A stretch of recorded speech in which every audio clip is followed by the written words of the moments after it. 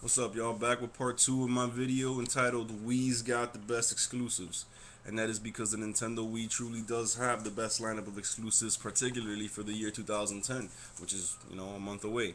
I'm not bashing on the other consoles, but what I am doing is taking a stand for Nintendo's console because so many people are trashing it, when in actuality, it's trashing the other consoles. So I'm gonna just go right through the list again. Last video I left off at Mario Galaxy 2.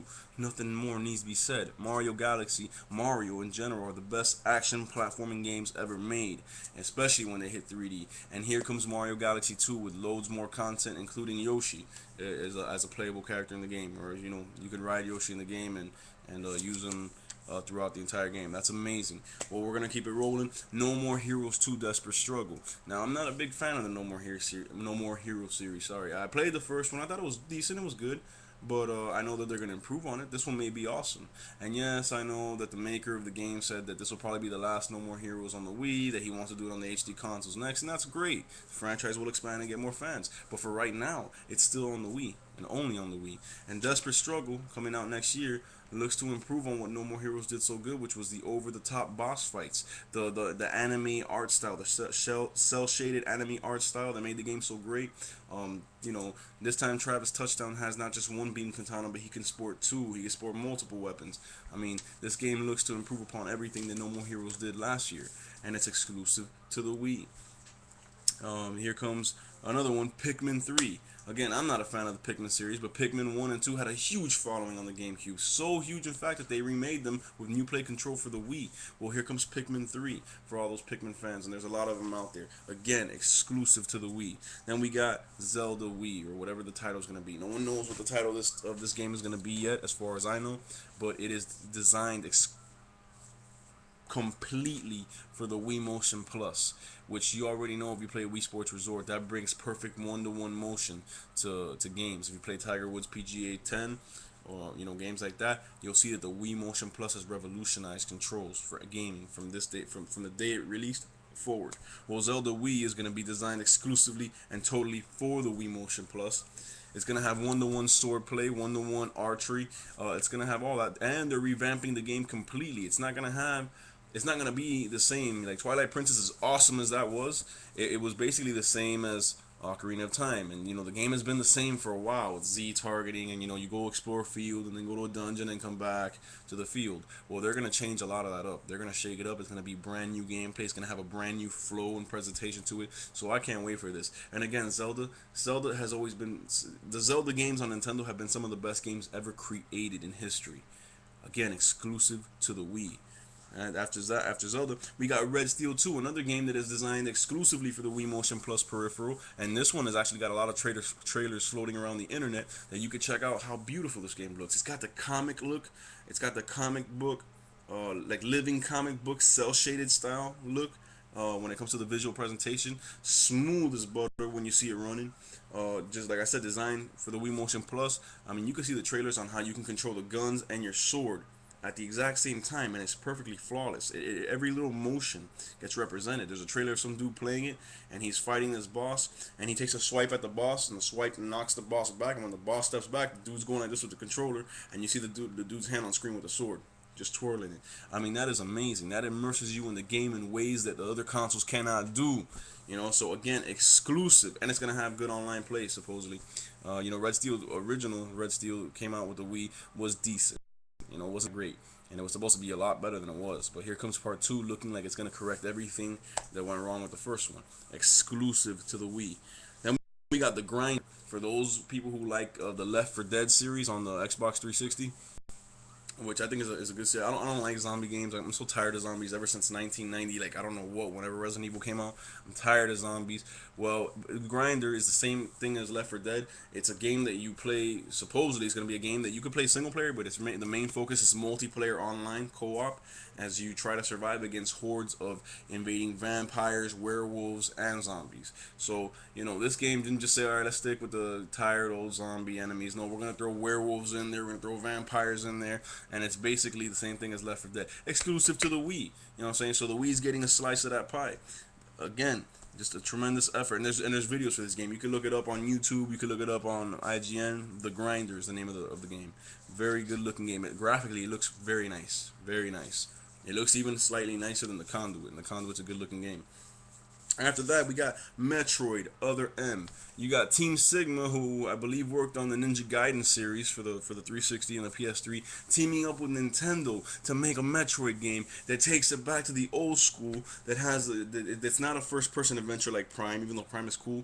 This is a a third-person action adventure. Sometimes it's side-scrolling, sometimes it zooms into the visor. The graphics are beautiful, the animation is smooth, and it's just epic. And it dives into the story of how Samus Aran, how she became that feared bounty hunter.